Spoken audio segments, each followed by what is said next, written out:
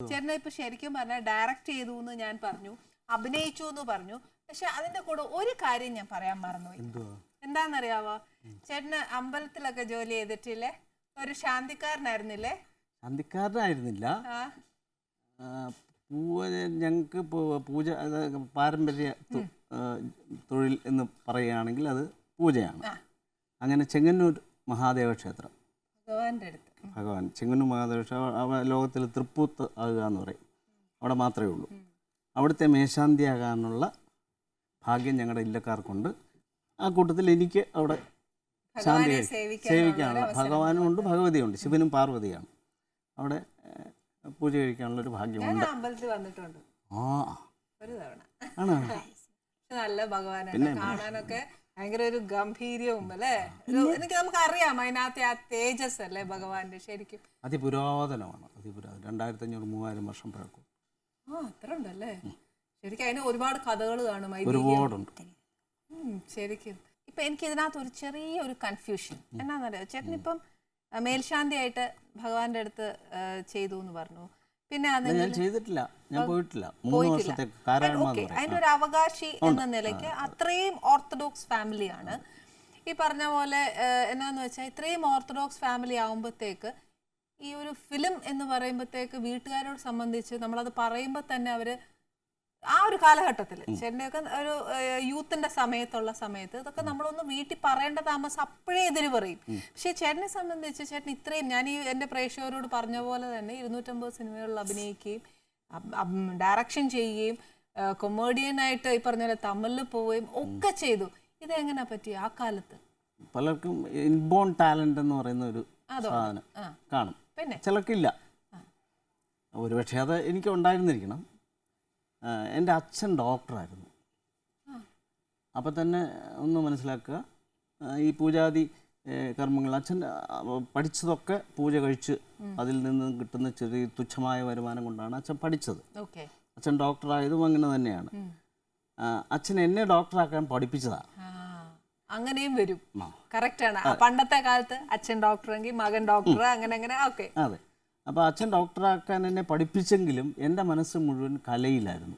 അന്നേ കൊച്ചു നാളിലെ 4-ലും 5-ലും ഒക്കെ പഠിക്കുമ്പോഴേ പാട്ട് പാടുക, പിന്നെ ഡ്രാമായ, പിന്നെ പെൺവേഷം കെട്ടുക, ഇങ്ങനെ ഒരുപാട് കലാപരിപാടികളുണ്ട്.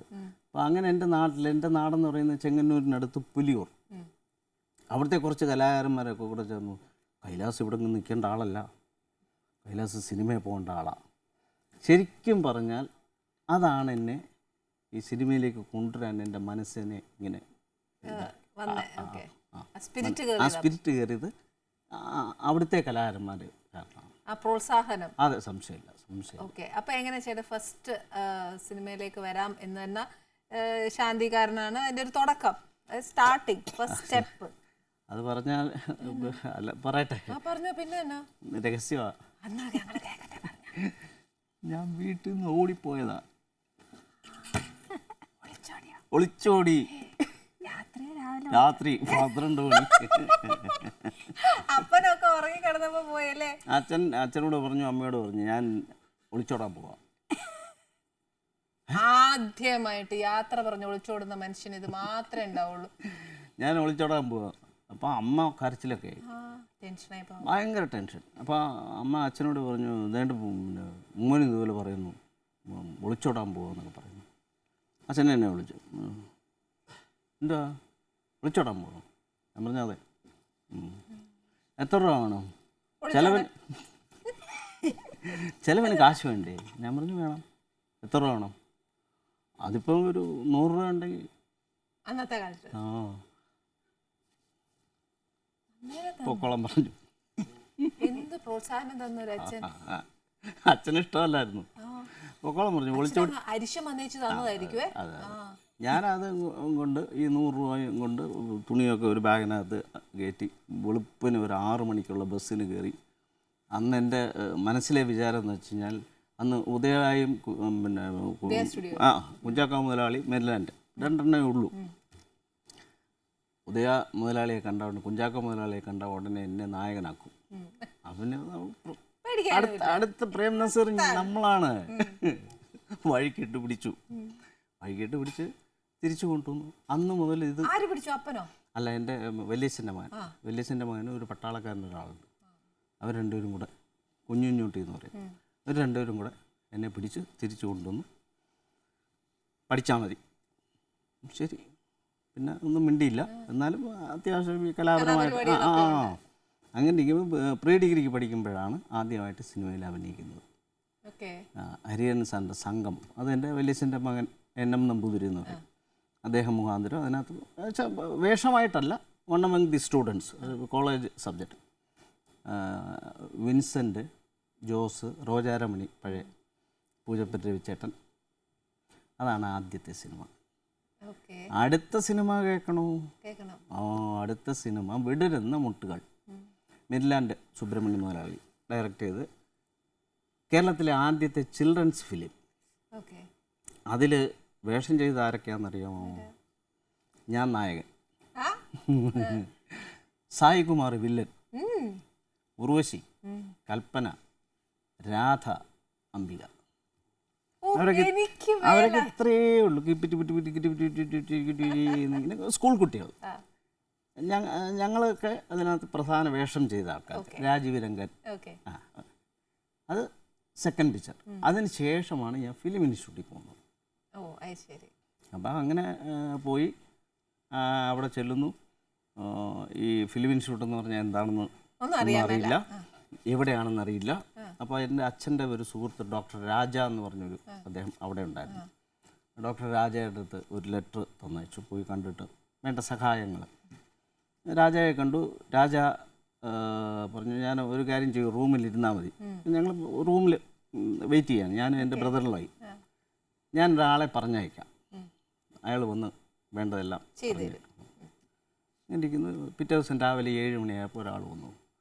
അങ്ങനെ അദ്ദേഹം ഫിലിം ഇൻസ്റ്റിറ്റ്യൂട്ടിലേക്ക് ഞങ്ങളെ വിളിച്ചുകൊണ്ട് പോകുന്നു. പരിസരമൊക്കെ കാണുന്നു, ഡ്രോയൊക്കെ തുറന്നു. ദാ ഈ ബാച്ചിലേക്ക് വന്നിരിക്കുന്ന ആൾക്കാരുടെ ആപ്ലിക്കേഷൻസാണ്, ഫോട്ടോസാണ്. ഞാൻ വിചാരിച്ചു പുള്ളി ആരാണ്, നമുക്കൊരു പരിചയമില്ലാത്ത, ഒരു പരിചയമില്ല. പക്ഷേ അവിടെ ഭയങ്കര സ്വാതന്ത്ര്യം. അതാണ് ശ്രീനിവാസൻ, നമ്മുടെ ശ്രീനിയേട്ടനോ? ഇന്നത്തെ ശ്രീനിവാസൻ ആണ്. അദ്ദേഹമാണ് എന്നെ ആദ്യമായിട്ട് ഇൻസ്റ്റിറ്റ്യൂട്ടിൽ കൊണ്ടുപോയി പരിചയപ്പെടുത്തി. ഏതാണ്ട് ഒരു രൂപരേഖ എന്ന് പറയില്ല, ഒരു ഇൻ്റർവ്യൂ എന്ന് പറഞ്ഞാൽ, ഇൻ്റർവ്യൂ ഞാൻ ജീവിതത്തിൽ അറ്റൻഡ് ചെയ്തിട്ടില്ല. ശ്രീനിവാസനാണ് പറഞ്ഞത്, ഇങ്ങനെ ഒരു രൂപരേഖ ഇങ്ങനെയൊക്കെ ആയിരിക്കും, സ്വയമായിട്ട് അഭിനയിച്ച് കാണിക്കണം, സ്ക്രിപ്റ്റ് അവരൊന്നും തരും. അങ്ങനെ അവിടെ ജോയിൻ ചെയ്യുന്നു. ജോയിൻ ചെയ്യുമ്പോൾ 22 പേരുണ്ടായിരുന്നു ഞങ്ങളുടെ ബാച്ചിൽ. അന്ന് അവിടെ ഇങ്ങനെ ഇടയ്ക്കിടയ്ക്ക് വന്ന് പോയിക്കൊണ്ടിരുന്ന ഒരു ആർട്ടിസ്റ്റുണ്ട്. ആർട്ടിസ്റ്റ് എന്ന് പറയാനായിട്ടില്ല, ഏതോ ഒരു സിനിമയിൽ ഇങ്ങനെ ജസ്റ്റ് വന്നു. പുള്ളിയുടെ പേര് ശിവാജി റാവു എന്നാണ്. പുള്ളി വരും, ഞങ്ങൾ സംസാരിക്കും, പോവും. അതാണ് രജനീകാന്ത്. ഇതുപോലെ വലിയ വലിയ സെലിബ്രിറ്റീസ് ഇനി കാണൂലേ? വിശ്വസിച്ചല്ലേ പറ്റുള്ളൂ, നടന്ന കാര്യമാണ്.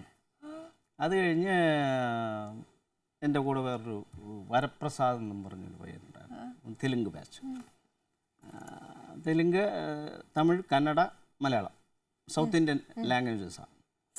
ആ വരപ്രസാദാണ് ഇപ്പോഴത്തെ ചിരഞ്ജീവി. വരപ്രസാദ് എന്ന് പറയുന്ന അദ്ദേഹമാണ് ചിരഞ്ജീവി. എൻ്റെ ബെഞ്ചുമേറ്റാണ്. Same bench. നമ്മളെയൊന്നും ആർക്കും ഒരു വിലയില്ലല്ലോ. ഇപ്പോഴല്ലയോ, ഇതുവരെ ആനി എന്നെ കണ്ടിട്ട് ഇപ്പോഴാണ് ഈ അത്ഭുതമൊക്കെ വന്നത്. സത്യം, ഞാൻ അറിഞ്ഞില്ലല്ലോ ഇത്രയും വലിയൊരാളാണ്. സത്യം, ഭാവം. ചേട്ടാ, ഞാൻ അവിടെ നിന്ന് ഇങ്ങോട്ട് പോന്നിട്ടില്ല, ബാക്കി കഥ പറഞ്ഞേ. പിന്നെ ഒരാളുണ്ടായിരുന്നു, മെലിഞ്ഞ് അസ്ഥികൂടം മാത്രമായിട്ട്, വളരെ നല്ലൊരു മനുഷ്യൻ. അതാണ് നാസർ. നാസർ, ചിരഞ്ജീവി. പിന്നെ മലയാളം ബാച്ചിലുണ്ടായിരുന്നത് ശ്രീനാഥ്, ശങ്കർ. ഞങ്ങൾ ക്ലാസ്മേറ്റ്സ്, മലയാളം ബാച്ച് തന്നെയാണ്. അപ്പൊ അവിടെ എത്ര കാലം ഉണ്ടായിരുന്നു ചേട്ടാ? 1 ഇയർ ഞങ്ങൾക്ക് ഡിപ്ലോമ കോഴ്സാണ്. അത് കഴിഞ്ഞിട്ട് ചേട്ടാ first entry to the film world അത് ഏതിലായിരുന്നു? ആൾറെഡി എൻട്രി ചെയ്തിരുന്നു. പക്ഷേ ഇൻസ്റ്റിറ്റ്യൂട്ട് കഴിഞ്ഞ് കഴിഞ്ഞാൽ നമ്മൾ ഹണ്ടിങ് എന്ന് പറയുമല്ലോ, അടുത്ത ഇതിലേക്ക് ചാൻസ് കിട്ടണമെന്ന് പറഞ്ഞു. അങ്ങനെ എൻ്റെ അച്ഛൻ്റെ ക്ലാസ്മേറ്റ് ആയിരുന്നു ജി വിവേകാനന്ദ സാറ്. അവരൊന്നിച്ച് പഠിക്കുകയും ഒന്നിച്ച് ഇവിടെ ട്രിവാൻഡ്രത്ത് ഉണ്ടായിരുന്നു. അദ്ദേഹം ഒരു 16 പേർക്ക് ലെറ്റർ തന്നു, അന്നത്തെ കാലത്തെ ഏറ്റവും വലിയ പ്രൊഡ്യൂസേഴ്സിനും ഡയറക്ടേഴ്സിനും. അതിൽ ആദ്യം ഞാൻ പോയി കണ്ടത് ഡോക്ടർ ബാലകൃഷ്ണൻ. അന്ന് അവിടെ ഒരാൾ കക്ഷത്തിലൊരു ഫയലുമായിട്ട് ഇങ്ങനെ ബാക്കിലിങ്ങനെ നടന്നു പോയത് എനിക്ക് നല്ല ഓർമ്മയുണ്ട്. മെലിഞ്ഞ് വെളുത്ത ഒരാൾ. മെലിഞ്ഞ് വെളുത്ത ഒരാള് മലയാളിയാണോ തെലുങ്കാണോ? മലയാളി. പുള്ളി കോപ്പിയൊക്കെ കോപ്പി റൈറ്റർ ആയിരുന്നു അന്ന് അവിടെ എന്നാണ് എൻ്റെ ഓർമ്മ. ഏത് ദേശക്കാരനാ? അതൊന്നും എന്നാ പിന്നെ ഞാൻ പേരങ്ങ് സത്യൻ അന്തിക്കാട് എന്നാ പേര്. അദ്ദേഹം അന്ന് അവിടെ ഉണ്ടായിരുന്നു. പിന്നെ അത് കഴിഞ്ഞ് കെ സേതുമാധവൻ സാറിനെ പോയി കണ്ടു. പുള്ളി വലിയ ഗൗരവക്കാരനാണ്, ദേഷ്യവും ഗൗരവവും. അകത്തോട്ടൊന്നും കയറാനൊന്നും പറഞ്ഞില്ല. ചെന്നൈയിൽ നിന്നു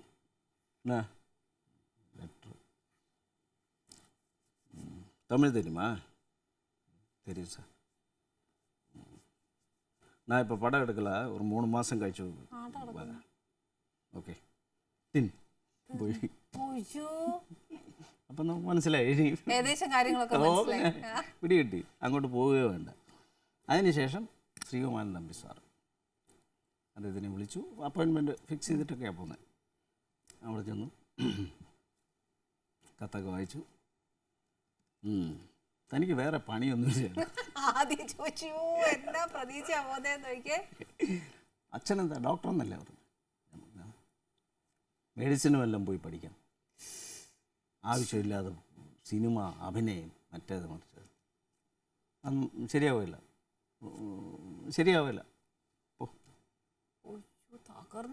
പക്ഷെ എന്നെ 1/2 മണിക്കൂർ ദേഷ്യപ്പെട്ടു എന്നോട്. നല്ല കാര്യമാണ് പറയുന്നത്, പോസിറ്റീവായിട്ടാണ്. പക്ഷെ നമ്മുടെ മനസ്സിനുള്ളിൽ ഇങ്ങനെ ഒരു കലാകാരൻ കിടക്കുന്നതുകൊണ്ട് ഞാൻ പറഞ്ഞു എങ്ങനെയെങ്കിലും സാർ തന്നെ നമ്പറും ഇത് തന്നിട്ട് പോകും. എവിടെയാണ് താമസിക്കുന്നത്? ജാമാല വിളിച്ചു. പോകോ പോയി. അപ്പോൾ ഒരു ചെറിയ ബന്ധം കിട്ടി അവിടെ. എൻ്റെ ചേട്ടനും തമ്പി സാറും ഒന്നിച്ച് പഠിച്ചു. വല്യമ്മയുടെ പിടിച്ചു ചായയൊക്കെ കിട്ടി. അതുകൊണ്ട് അപ്പോൾ അങ്ങനെ ശരിയെന്ന് പറഞ്ഞ് ഞാൻ പോയി. 7-ാം ദിവസം ഞാൻ താമസിക്കുന്ന ലോഡ്ജിൽ ഒരു ഫോൺ വന്നു. കൈലാഷ് ഫോൺ പോയി. ഞാൻ ശ്രീകുമാരൻ തമ്പിയാണ്. സാർ പറയണ സാർ, ഞാൻ ഒരു പടം എടുക്കുന്നുണ്ടോ, അതിൽ തനിക്കൊരു വേഷമുണ്ട്. പിന്നെ പറയണോ, അന്ന് സാർ ഒരു മാസത്തിൽ ഒരു പടമാണ്. ഒരു മാസം ഒരു പടം കഴിഞ്ഞ് കഴിഞ്ഞാൽ ആ പടത്തിൻ്റെ ഫൈനൽ വർക്ക് നടക്കുമ്പോൾ അടുത്ത പടം തുടങ്ങും. അങ്ങനെ മലയാളത്തിലൊരു ഡയറക്ടറോ ഒരു പ്രൊഡ്യൂസറോ ഉണ്ടായിട്ടില്ല. എന്നെ പട്ടം താര ഇന്നത്തെ SCT അവിടെ ഒന്ന് കാണണം. ഒന്ന് കണ്ടു. അങ്ങനെ ഏതോ ഒരു സ്വപ്നം എന്ന് പറയുന്ന പടം അതിലാണ് ശരിക്കും കൊച്ചു സ്വാമി എന്ന് പറയുന്ന ക്യാരക്ടർ. അതിൽ പ്രത്യേകതകൾ എന്താണെന്ന് വെച്ചാൽ ജയൻ ആദ്യമായിട്ട് നായകനാകുന്ന ചിത്രം. പാട്ടുകൾ സൂപ്പർ പാട്ടുകളുണ്ട്. ശ്രീപദം